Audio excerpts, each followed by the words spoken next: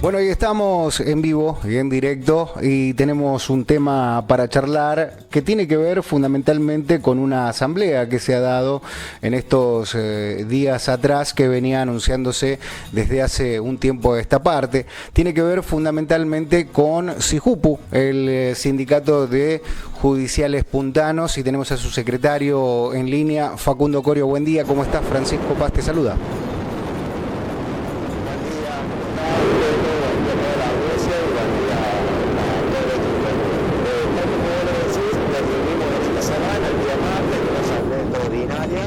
Simultánea en las 4 localidades y en las 3 circunscripciones judiciales, donde participaron más de 500 afiliados y bueno, llegó casi 2 horas llegar a un consenso y bueno, definimos el plan de lucha para lo que va a ser el mes de noviembre, ¿no? Este plan de lucha tiene 4 días de paro, comenzando mañana, ¿no? Son todos paros activos con movilización en los edificios de cada localidad, de cada tribunal, y sumado a eso el estado de asamblea permanente, la quita de colaboración en horarios vespertinos y en días y en horarios hábiles. Esto corresponde a que la mayoría de los trabajadores judiciales fuera del horario de atención, a través de su casa, del sistema digital o quedándose en los mismos despachos, continúan realizando tareas para llegar a ponerse al día, ¿no? Estamos hablando de un colapso de sobre todo la primera instancia, en donde te ingresan 200 o 300 causas por día, lo cual es humanamente imposible, pero bueno, siempre está esa responsabilidad, ese compromiso de tratar de acercar lo más posible el número, digamos, a tener limpias las bandejas, ¿sí? Y sumado a eso, por último, el trabajo a reglamento por artículo 20 de la Ley Orgánica de Administración de Justicia, que serían solamente causas urgentes y las dispuestas en este artículo. Y te consulto, Facundo, ¿cuándo es efectiva esta medida? ¿Cuándo empezó a ser efectiva o empieza? Bien, mañana comenzamos con el paro total de actividades en todas las circunscripciones y el lunes ya empezamos, digamos, con lo que sería el trabajo de reglamento por artículo 20. Obviamente que estas medidas se inician ahora porque, bueno, ya se agotaron absolutamente todas las instancias de diálogo. Hemos pedido innumerables reuniones, innumerables pedidos formales y no formales al gobierno para ser recibidos.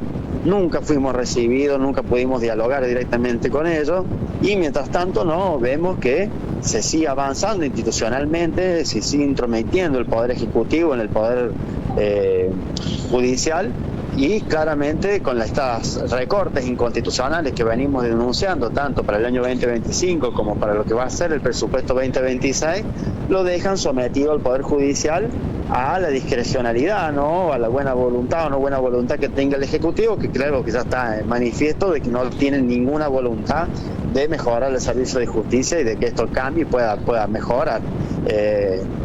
Siguen proponiendo soluciones mágicas, ¿no? Que la modificación de simple 3 artículos del Código Civil, que no ha mejorado en nada el servicio de justicia, y ahora avanzan fuertemente hacia la reducción del receso judicial, de la feria judicial, que lo único que hace, como lo venimos denunciando nosotros y todos los colegios de abogados, y sumado también el colegio forense que los nuclea a ellos, con respaldo nacional, tanto de la Federación Judicial Argentina como de la Federación de Abogados, ¿no? de la Argentina, venimos denunciando lo mismo, de que esto, lejos de traer una solución a lo que sería la celeridad y la mora del servicio de justicia, lo que va a hacer es afectar aún más la organización de los tribunales, porque nos va a obligar, digamos, a tomar las licencias compensatorias en el resto del año y te va a terminar afectando porque el servicio de justicia se va a ver afectado a no tener su plantel completo durante todo el año.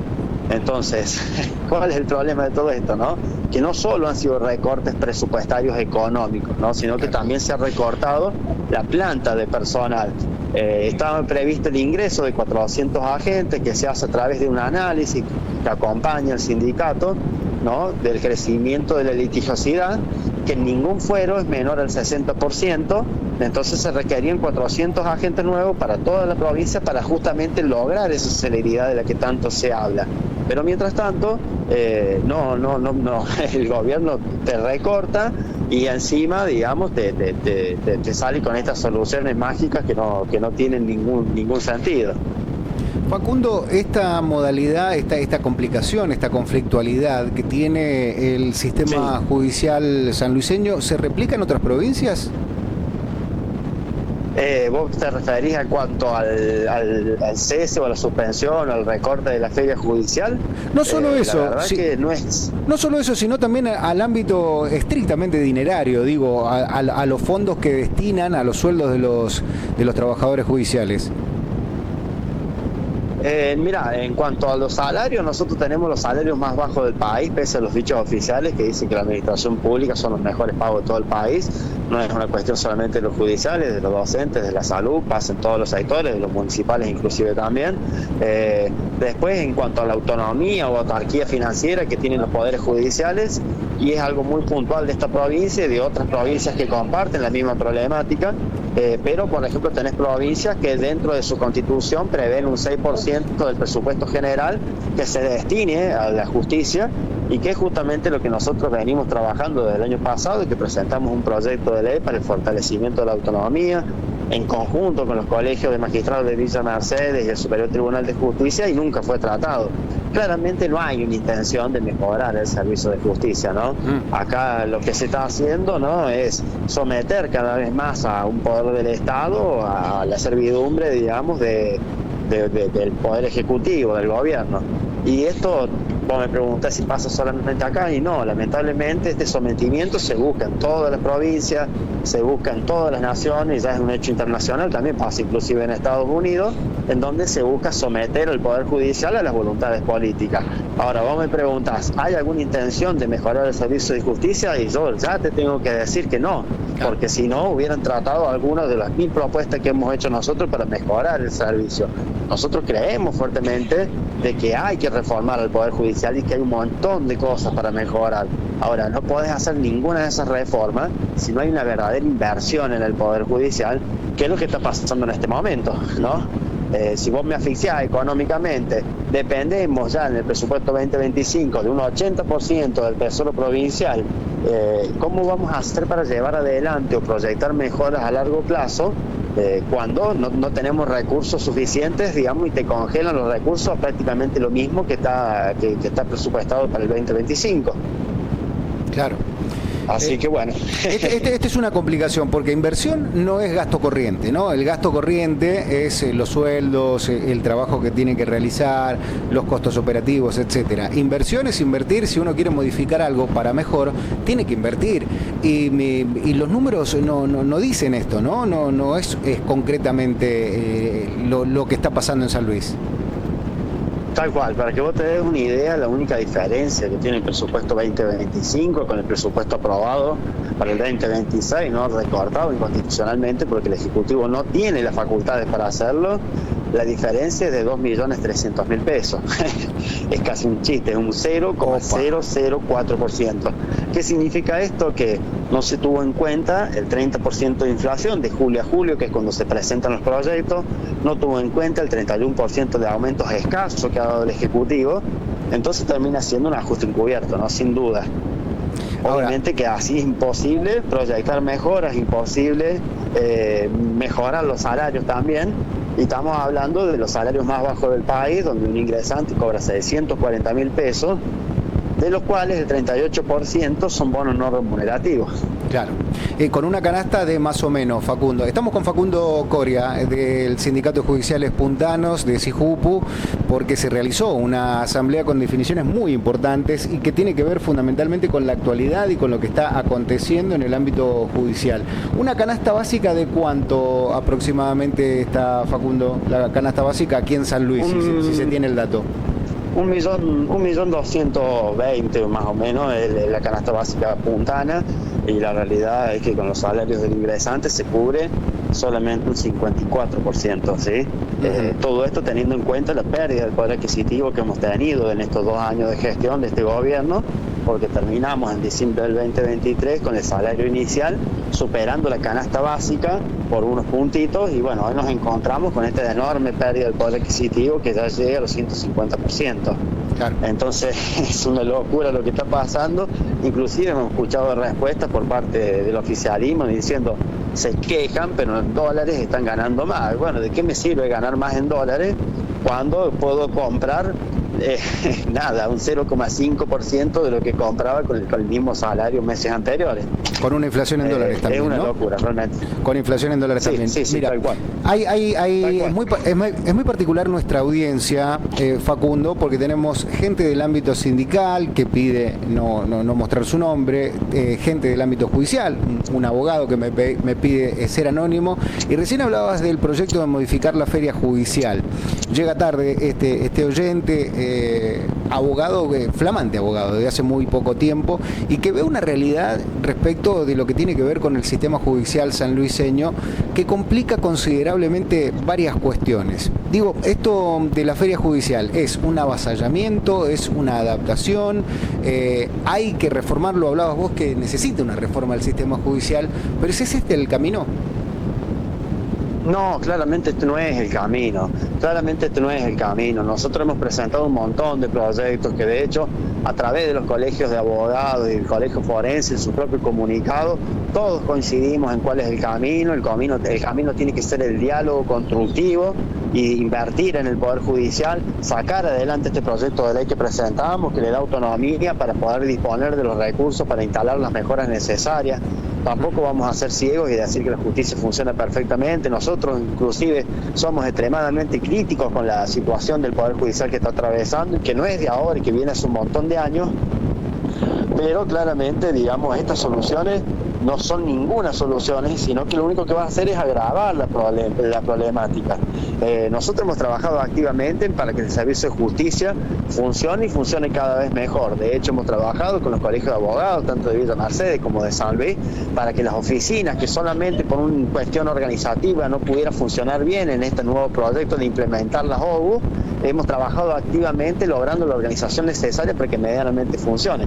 Ahora, la realidad es que no se puede absorber más trabajo del que se absorbe. Ya se han duplicado esfuerzos, ya se han cuadruplicado esfuerzos, y a eso me refería yo cuando te digo que la mayoría de los agentes, sobre todo en la primera instancia, dedican horario de su descanso, ¿no?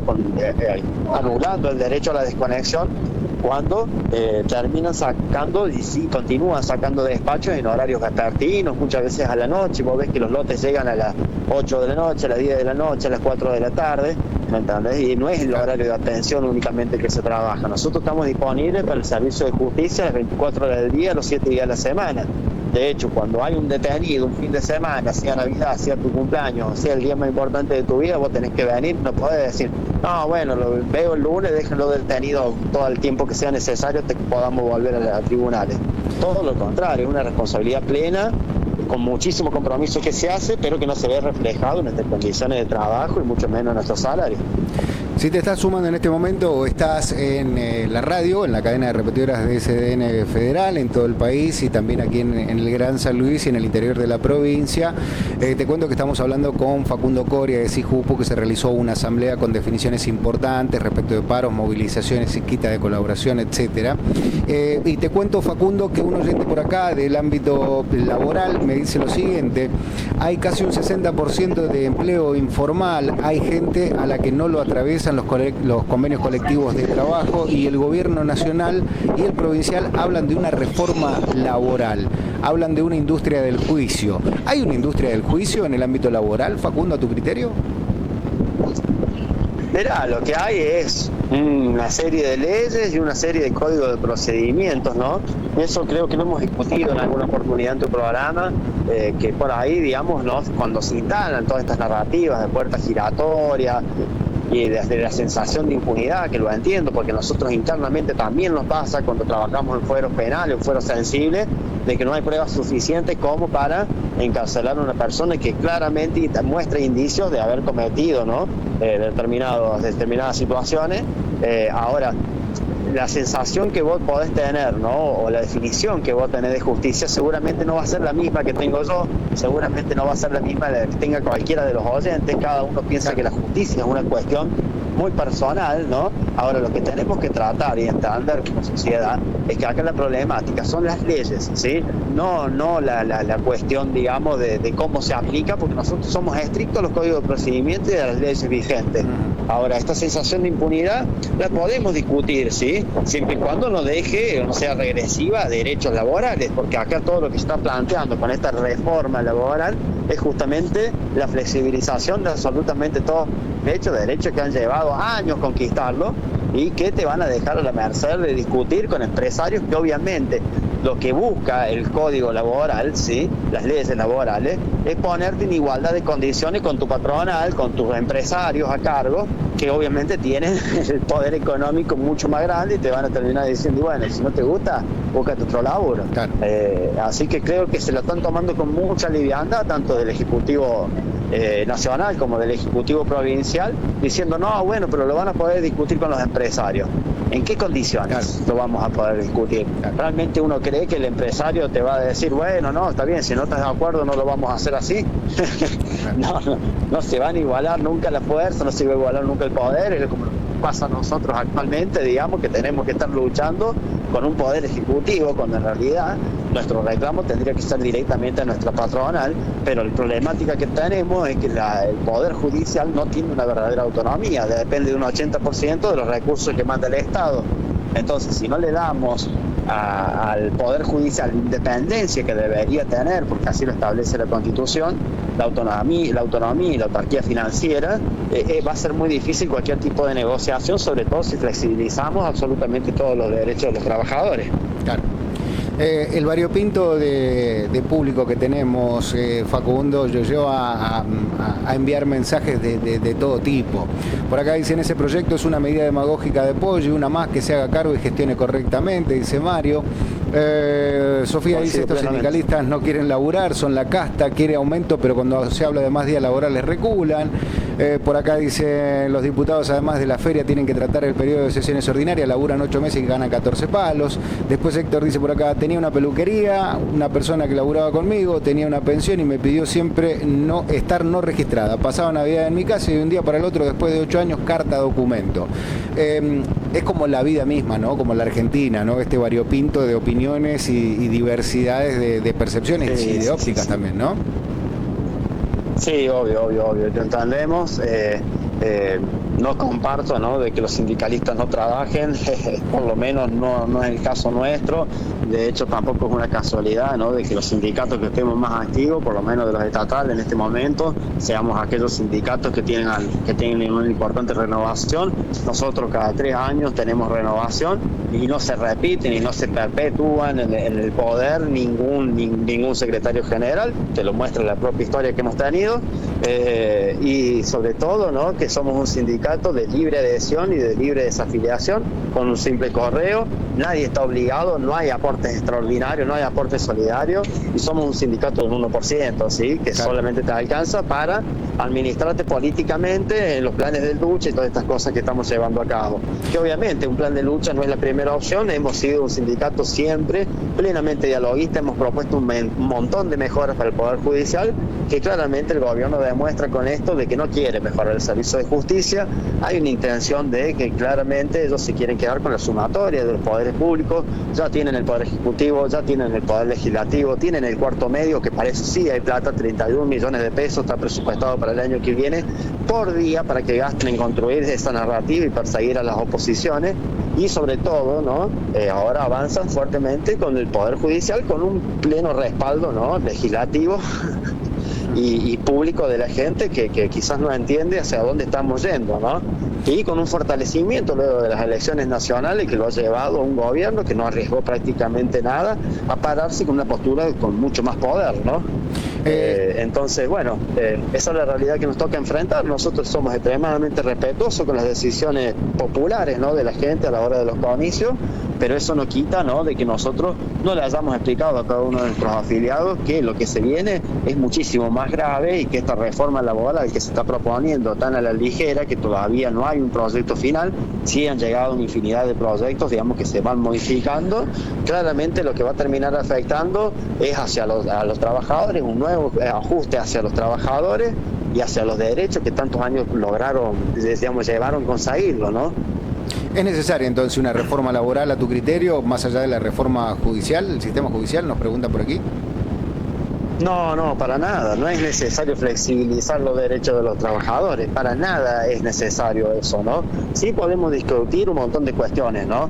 Podemos discutir que siempre y cuando, en tanto y en cuanto, ¿no?, haya sindicalistas que se perpetúen en el poder y que terminan alejándose de los intereses de sus representantes. Y bueno, eso sí es cuestionable, porque hace a un ámbito no democrático, ¿no? No pasa en la mayoría de los sindicatos. Son algunos sindicatos, sobre todo nacionales, que tienen hace 40, 50 años el mismo representante. Por supuesto que nosotros no apoyamos eso y que desvirtúa, ¿no?, muchas veces el verdadero sentido del sindicalismo, pero hay que entender al sindicalismo como la única herramienta que tiene el trabajador para igualar fuerza contra los empresarios o contra las patronales para justamente defender sus propios derechos y conseguir mejoras salariales.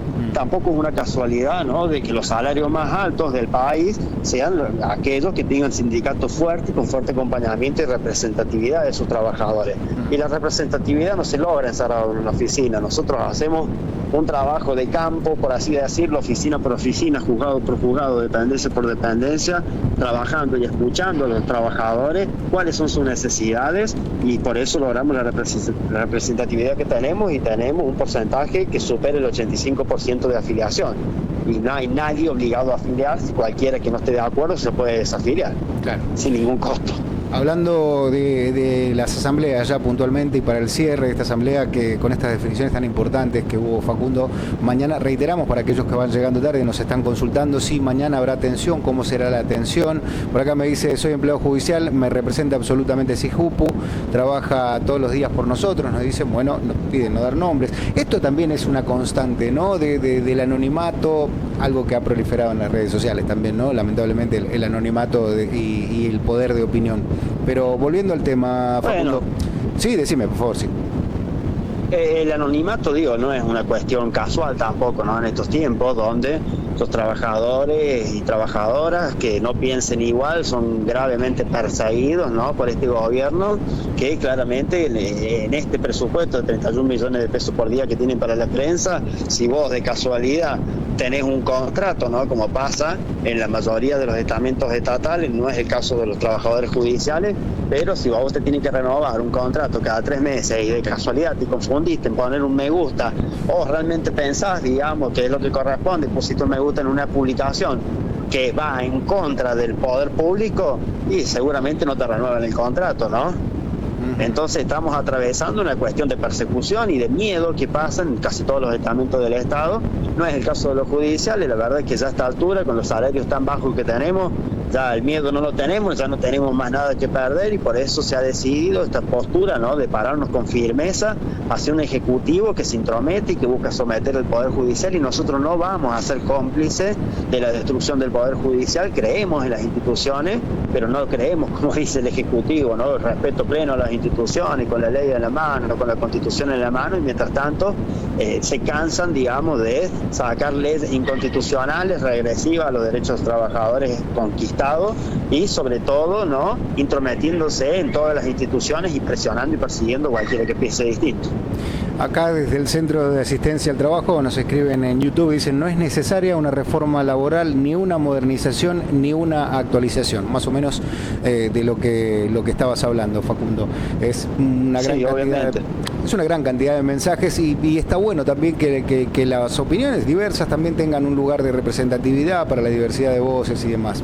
Pero nos pedían recién que nos actualizaras cuándo empiezan estas medidas de fuerza, cuáles son las medidas de fuerza, hasta dónde va a llegar la medida de fuerza y qué se podrá hacer y qué no en el ámbito judicial a partir de mañana, Facundo.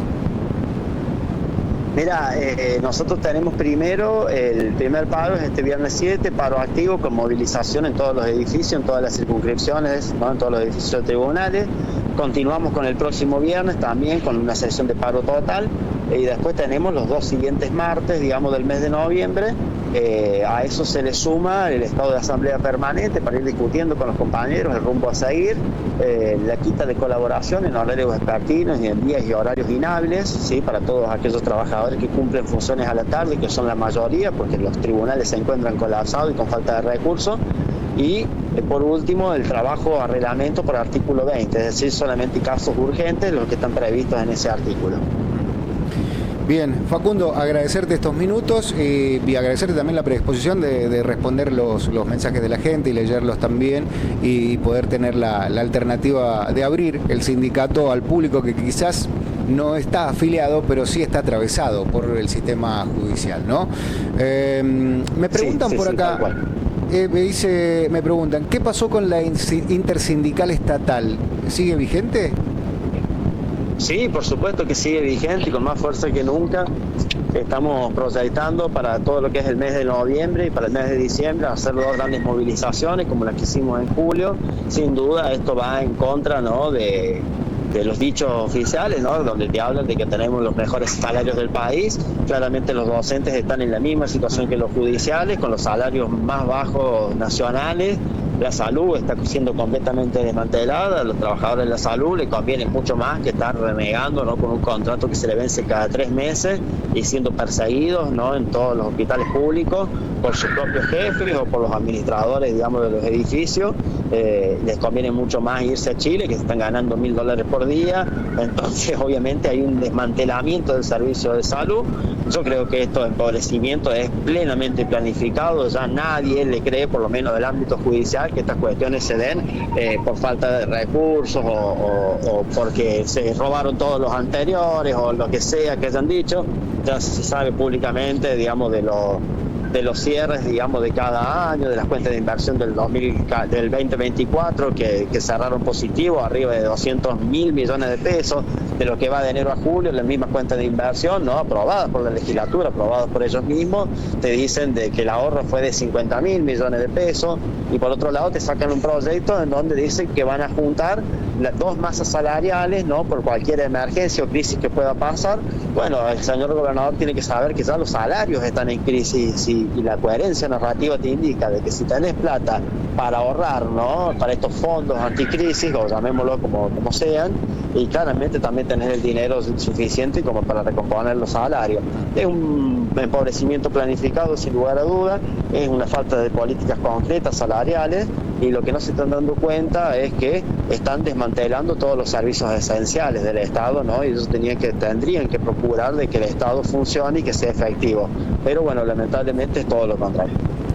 Bueno, una de cal y una de arena, y esta te la cuento para bajar un poco, ¿no? Dicen por acá, Facundo es un rompecorazones en los pasillos del Poder Judicial, dice Meli, ¿no?, que firma el mensaje. Bueno, vos viste que es un variopinto esto. Facundo, agradecerte mucho estos minutos y seguramente estaremos en contacto ni bien hayan terminado estas medidas de fuerza y para ver cómo evoluciona y si han logrado el esperado consenso con el gobierno provincial de por lo menos ponerse a charlar un rato. Muchas gracias. Ojalá que sí, te agradezco mucho el espacio y bueno, estamos en contacto. Estamos en contacto. Un abrazo grande. Dale, Facundo, gracias. Chao, que tengas buen día.